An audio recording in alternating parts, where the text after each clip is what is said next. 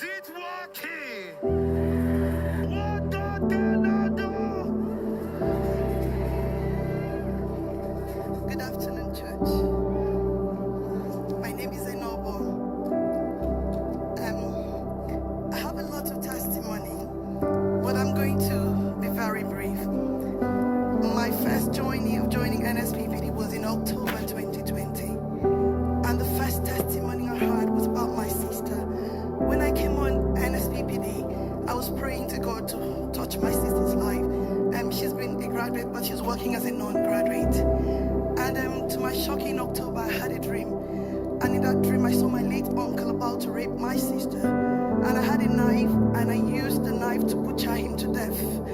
And the next day, my sister called me and told me that she's gotten a letter to move to where she's supposed to be as a graduate. That's the first one.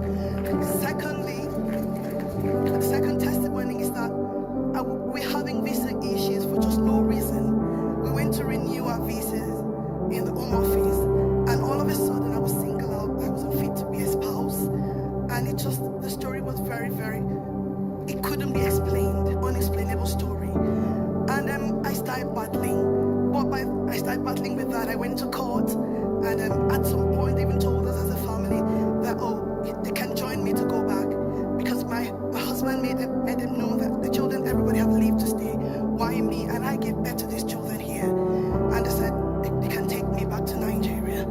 And after the court, I went to court, nothing was going on, so I stayed on praying. But when I joined Nsppd, every communion of answer, that was my prayer point.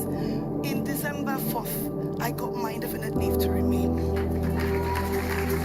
Fast forward to a background story.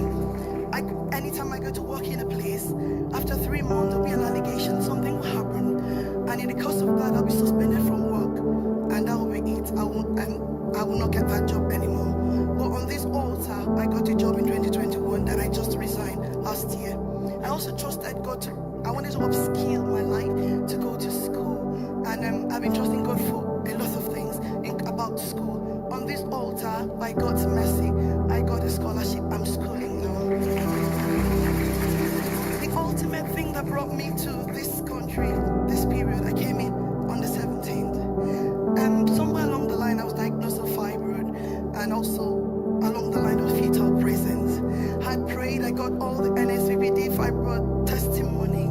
I lined them up. I kept praying with it and trusting God for a turnaround. Then I was trusting God for a turnaround. In June, I went for Nsppd conference in the UK, and I served, and I tied my service to this. Somewhere along the line in September, I went for a scan, and they said they are discovering, because of the fibroid, there's abnormality in the baby, and they sent me for an MRI scan. When I came back from MRI scan, they came back to me to tell me that the baby does not have a brain, the baby is not going to live, and that the abnormality that has been suspected during the scan is going to be very disastrous for this child. She'll be imbecile, she'll be on a wheelchair, she can't do a lot of things, she'll have multiple seizures. And they asked me to terminate the baby going into 30 weeks. I said no, but there was one thing that kept happening. I stayed on the altar, and Papa kept giving words. A pregnant woman, no pregnant woman will die, no complication. He kept reversing it, and I kept going for the meeting. Somewhere along the line, they diagnosed me of secondary high blood pressure and all that because of that. But I kept trusting God on this altar. I've had a lot of testimony on this altar. So I kept feeding my child with communion, praying over the child. I put, oh Lord, show me mercy all through. I just kept my phone. I just played it all around the clock. And on September 22nd, Pastor Jerry said, around 7:20 a.m., this nonsense must stop. They said the baby in your womb is not developing well. It is reversed, and you're between 5 to 6 months. And when these were the things that kept me going when this whole issue, because they had to put me on high risk as well, and they kept asking me to come into the hospital. And just as I was thinking that everything was over, they persuaded me to go and see a neurologist that I've only seen few doctors, that because she's not working and all that she needs to see a neurologist. I said no. I told the lady, I said, you people are persuading me to do what I don't want to do. And secondly,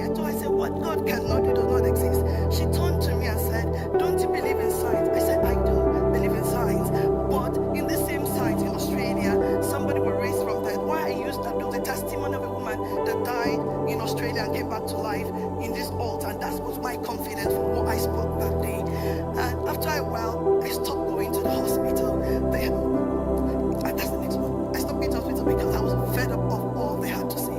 It was now time for me to have them.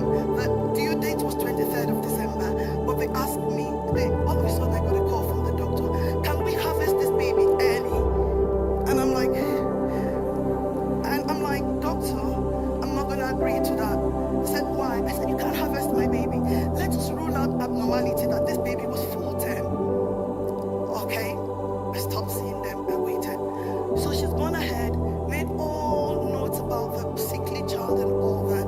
On the day that, because the baby was now 40 weeks and 4 days, on the day I went into the theater to help this baby, and I found out that there was a lot of gadgets, a lot of people waiting around to harvest this baby. But what God did was that when this child was born, don't get me wrong, all my babies cried. This one came praising God in the theater. She scattered the theater with El-roi. And I didn't know about this particular story. When I went into the recovery, the nurse, they asked me what went wrong. And they told us we're going to have a very sick baby, a very terrible baby. So, and now your baby is very healthy.